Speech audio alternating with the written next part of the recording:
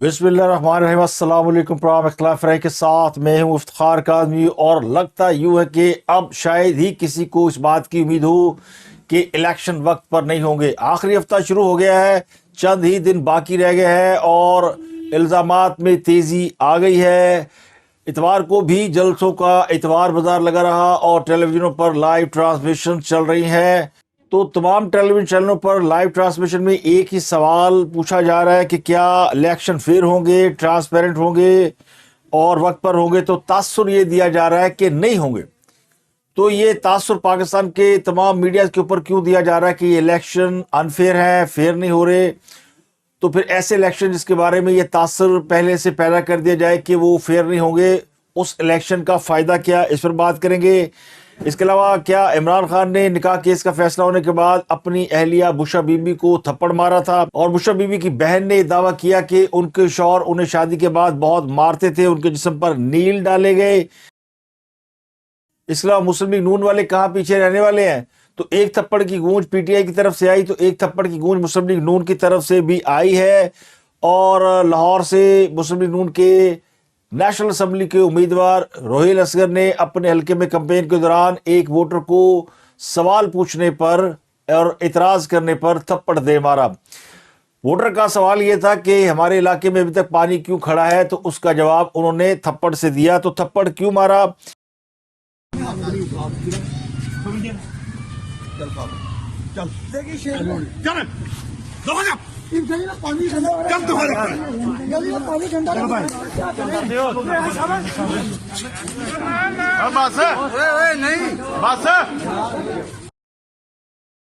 इमरान खान के निकाह के हवाले से दो नई डेवलपमेंट सामने आई है। एक तो इमरान खान के बहुत ही करीबी साथी ने दावा किया कि इससे पहले भी वो रेहाम खां से 2 बार निकाह कर चुके हैं। ये तो स्टैब्लिश हो गया कि बुशरा बीबी से उन्होंने 2 बार निकाह किया, लेकिन रेहाम खां से 2 बार निकाह की बात पहली बार बाहर निकली है। और ये दावा किया फयाजुल हसन चौहान ने। फयाजुल हसन चौहान का कहना है कि रेहाम खां से इमरान खान का निकाह मुहर्रम के अयाम में हुआ था, 7 मुहर्रम को उनका निकाह हुआ था। बाद में चूंकि एक फिरके की जानिब से, एक सेक्टर की जानिब से इस पर एतराज़ किया जा रहा था और नापसंदीदगी की नज़र से देखा गया, तो एक निकाह उनका और हुआ। तो ये दावा किया है फयाजुल हसन चौहान साहब ने। लेकिन 2-4 गुमनाम मौलवी भी मंजर आम पर आ गए हैं जो ये साबित करने पर तुले हुए हैं कि निकाह केस में या इद्दत में शिद्दत वाले केस में जज ने जो फैसला दिया है वो गलत है, जज गुनहगार है और जज को जो है वो बहुत सज़ा मिलेगी, क्योंकि उन्होंने एक जायज़ निकाह को नाजायज़ करार दिया है। नहीं, पहले कहते मरे हुए सन, ये पहले कहा था। ये उलमा नहीं है, ये मौलवी है, और मौलवी भी नहीं दाढ़ियाँ रखी हुई हैं, और अब ये कोशिश कर रहे हैं कि इस तरह के फतवे दे और फैसले को मुतनाज़ा बनाया जा सके। देखिए, इमरान खान के निकाह का मामला को पहली दिन तो नहीं चला, ये बड़े दिनों से चल रहा है, और किसी भी बड़े मुफ्ती ने, बड़े आलिम दीन ने इसके हक़ में कोई स्टेटमेंट से पहले नहीं दिया। और तमाम जो उलमा दीन है या बड़े मुफ्तियान हैं, वो उनकी खामोशी ये बताती है कि वो इस मामले में अदालती फैसले से एग्री करते हैं। अब 2-4 छोटे मोटे लेफ्ट राइट के लोग अगर इस बात को एडवोकेट कर रहे हैं, तो वो उस इतराज़ की वजह से कर रहे हैं जिसमें पीटीआई ये दुहाई दे रही थी कि हुण उलमा किथे गए, अब वो उलमा कहाँ है, वो क्यों इतराज़ नहीं कर रहे अगर ये शरई निकाह है और उसको अदालत ने गैर शरई करार दे दिया। लाहौर में बिलावल के हल्के में एक नया ड्रामा सामने आ गया है, और उसमें वोट खरीदने की और पैसे लेने देने की फिल्में चल गई हैं।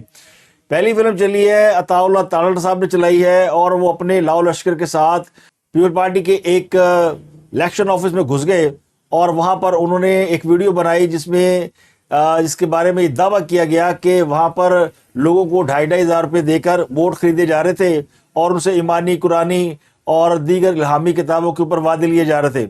मोस्टली इस हल्के में जो है वो अक़लियती लोग रहते हैं, जिनमें हमारी मसीही बरादरी के लोग शामिल हैं, तो वो भी बाइबल के ऊपर अपना ओथ देकर और पैसे लेकर वोट देने का वादा कर रहे थे। ऐसा दावा किया है अताउल्लाह तालड़ साहब ने।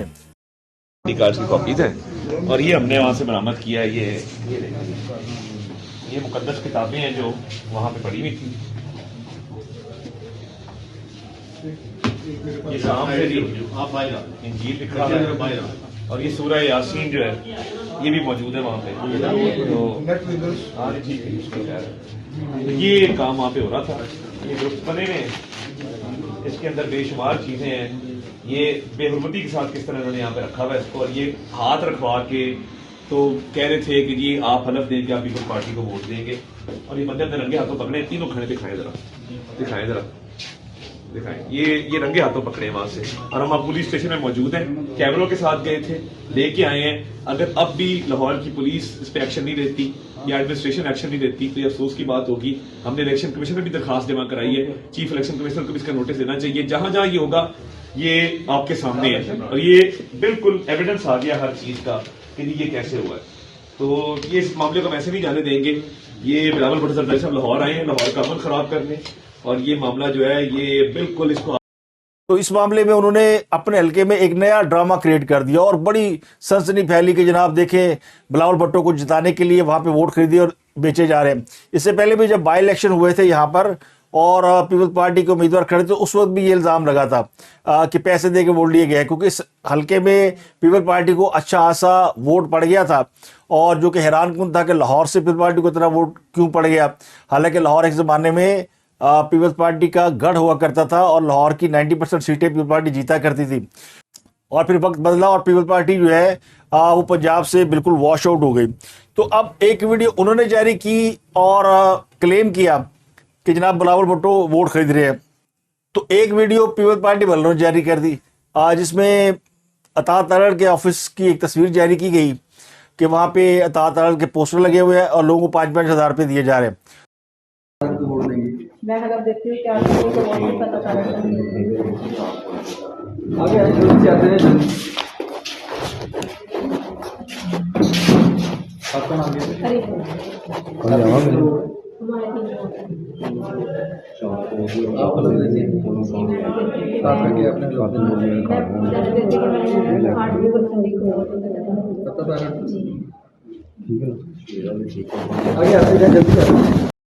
تو اس میں بھی لوگوں نے اپنے منہ چھپائے ہوئے تھے. تو یہ نظر آ رہا تھا کہ جو ہے وہ فیبریکیٹڈ ویڈیوز ہیں. تو اس حلقے میں جو لاہور کا NA 127 کا حلقہ ہے, اس میں جو کچھ ہوا اس پر الیکشن کمیشن نے نوٹس لے لیا ہے.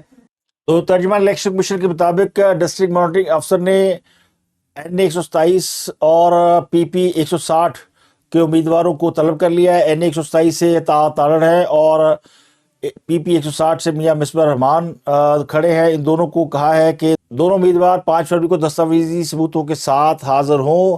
عطا ترڑ نے یہ الزام عائد کیا تھا کہ پیپل پارٹی پیسوں کے عوض ووٹ خرید رہی ہے, اور کچھ لوگوں کو پیسوں کے عوض ووٹ خریدتے اور مقدس کتابوں پر پیپل پارٹی کو ووٹ کا خلف لیتے دیکھا جا سکتا ہے. تو یہ ایک نئی صورتحال ڈیولپ ہو گئی ہے. تو اس معاملے میں ایک نئی ہائپ کریٹ ہو گئی ہے. اب اس میں کون سچا ہے کون جھوٹا ہے اس کا تو اللہ بہتر جانتا ہے, لیکن ڈرامہ کریٹ ہو گیا اور پورے ملک میں ایک نیوز ویلیو اس کی بن گئی کہ دیکھیں بلاول جو ہے وہ پنجاب میں اپنی سیٹ بچانے کے لیے نوٹ خرچ کر رہا ہے. یہ ایک تاثر دے دیا گیا ہے.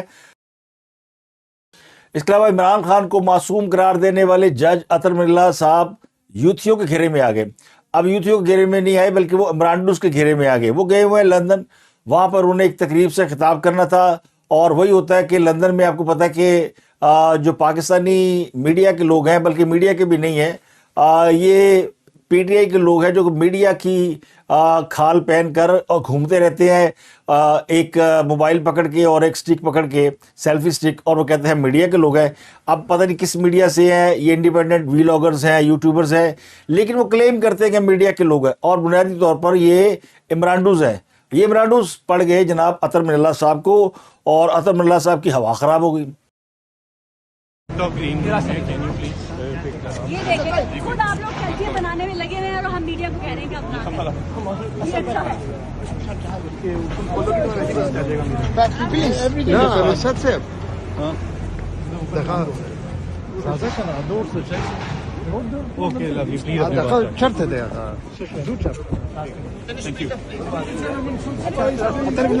صاحب نہیں بات کر رہے آپ نے سپر میسی کی بات کی.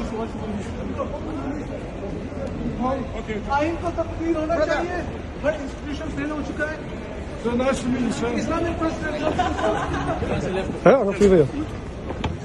सर पाकिस्तान के बारे में कुछ जो कहें आप। सिविल सप्रेमेसी की तरफ जा रही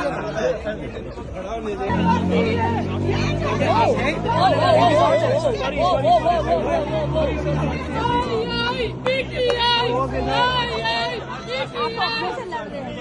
अपने आप लोग अपने से लड़ रहे हैं, हम लोग इतनी मेहनत करके लोगों को बुलाते हैं, पर आप लोग ये करते हैं।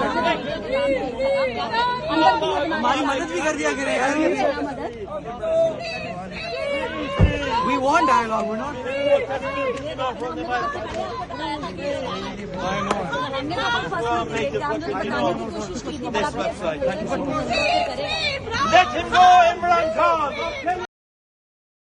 जज साहब सवाए इस्माइल के कुछ नहीं कर सके।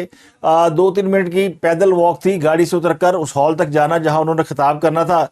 तो इतनी उनको बातें सुनाई गई, इतना उनको स्नब किया गया, इतना उनके बारे में बुरा भला कहा गया कि वो बेचारे ज़ाहिर है जब वहाँ पहुँचे तो फिर उनके दिलो दिमाग में सिर्फ यही था कि मैं कोई ऐसी बात ना करूं कि जिससे ये इमरान डू मुश्तिल हो जाए और वापस जाते हुए मेरे ऊपर कोई अंडे टमाटर ना फेंक दे। तो उन्होंने वहाँ पे बड़ी डिफेंसिव पोजीशन इख्तियार किए रखी, लेकिन उनको एहसास हो गया होगा कि ये किस किस्म के लोग हैं, क्योंकि यूथिया तो वो खुद भी हैं।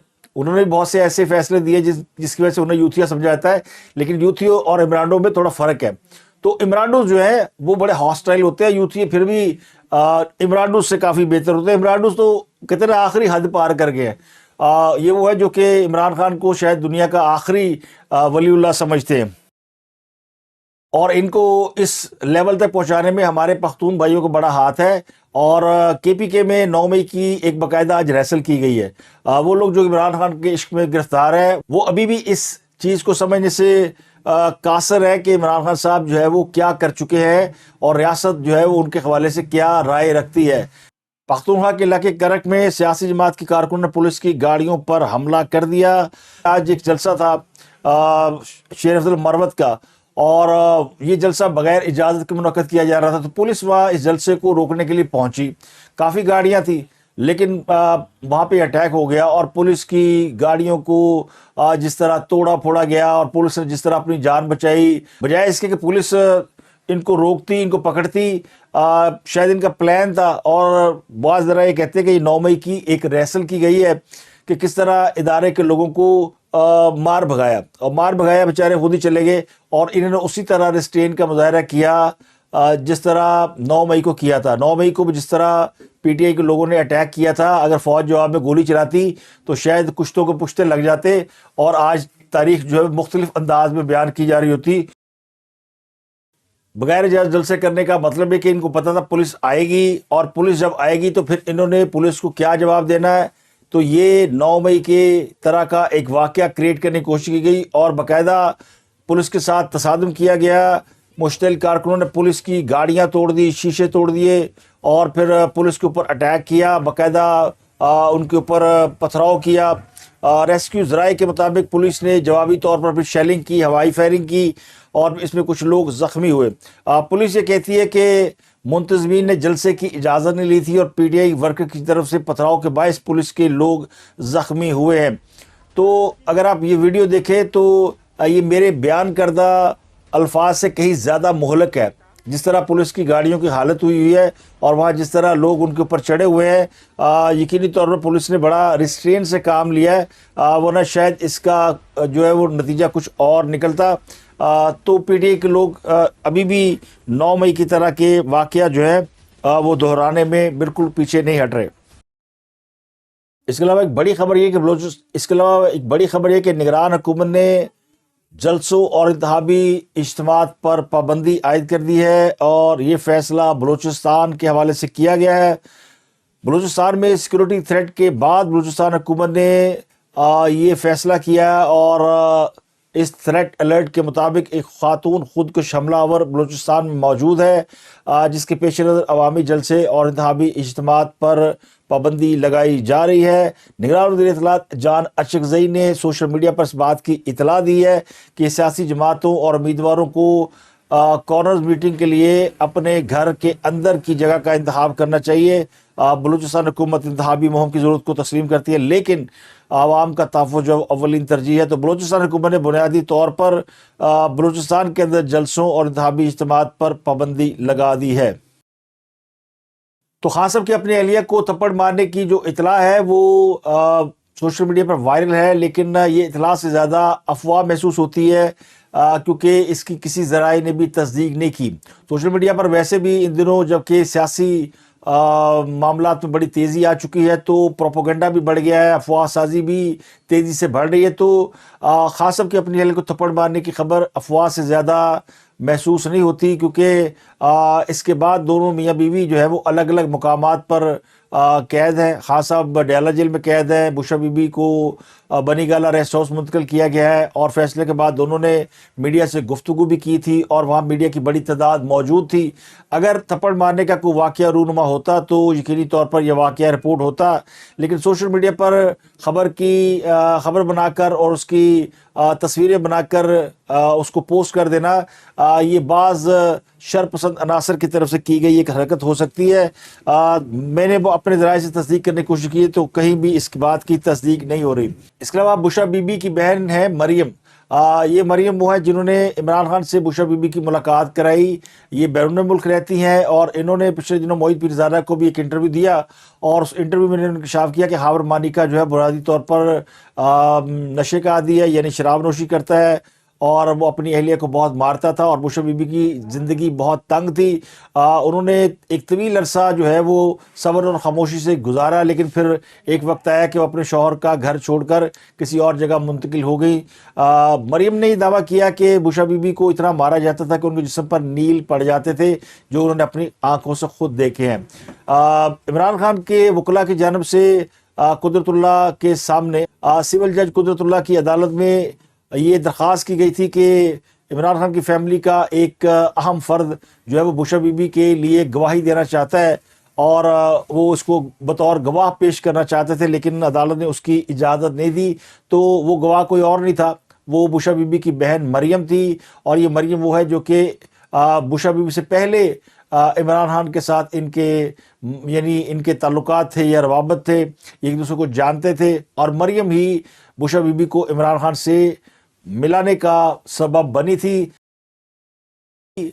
تو مریم کا نام جو ہے وہ عدالت کے اندر تو نہیں لیا گیا تھا، لیکن میرا اندازہ یہ ہے کہ انہوں نے چونکہ دوران کیس خاور مانیکا پر بہت زیادہ الزامات لگائے، تو وہی ان کی فیملی میں سے ایک فرد ایسا ہو سکتی ہے جو بشرا بی بی کے حق میں گواہی دے سکتا ہے۔ تو یہ وہ گواہ جنہوں نے خاور مانیکا پر یہ الزام لگایا کہ وہ اپنی بیوی کو تشدد کا نشانہ بناتے تھے۔ ایک اور بڑی انٹرنیشنل خبر ہے کہ امریکہ نے شام اور عراق پر حملے کیے ہیں، اور اس پر سلامتی کونسل کا ہنگامی اجلاس جو ہے وہ منڈے کے روز طلب کر لیا گیا ہے۔ اس کے علاوہ امریکہ اور برطانیہ کی مشترکہ افواج نے یمن میں بھی 26 مقامات پر حملے کیے ہیں۔ تو اب یہ اسرائیل کی فلسطین پر جارحیت کے بعد اس خطے میں برطانیہ اور امریکہ مل کر مسلم ممالک کو نشانہ بنا رہے ہیں، جن میں یمن، شام اور لبنان، اور اب عراق بھی اس میں شامل ہو گیا ہے۔ دعویٰ یہ کیا گیا کہ شام اور عراق میں ان ٹھکانوں کو نشانہ بنایا گیا ہے جہاں پر ایران کے حمایت یافتہ تنظیموں کے لوگ موجود تھے۔ اس سے پہلے ایران بھی شام اور عراق میں ان ٹھکانوں پر حملے کر چکا ہے جہاں پر اسرائیلی حمایت یافتہ گروپس موجود تھے، اور ایران کی جانب سے دعویٰ کیا گیا تھا کہ یہاں پر باقاعدہ اسرائیل کے ایجنٹ جو ہے انہوں نے اڈے بنا رکھے ہیں۔ تو اسی طرح کے حملے اب امریکہ نے شام اور عراق میں مختلف ٹھکانوں پر کیے ہیں۔ تو اب تک کے لیے اتنا ہی، آپ سے ملاقات ہوتی ہے اگلے ولاگ میں۔ اپنا گرد و نواح کے لوگوں کا بہت خیال۔